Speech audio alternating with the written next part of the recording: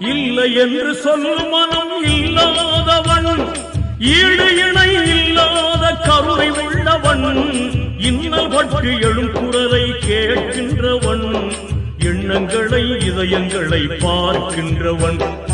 இறைவனிடம் கையேந்துங்கள், அவன் இல்லை என்று சொல்லுவதில்லை.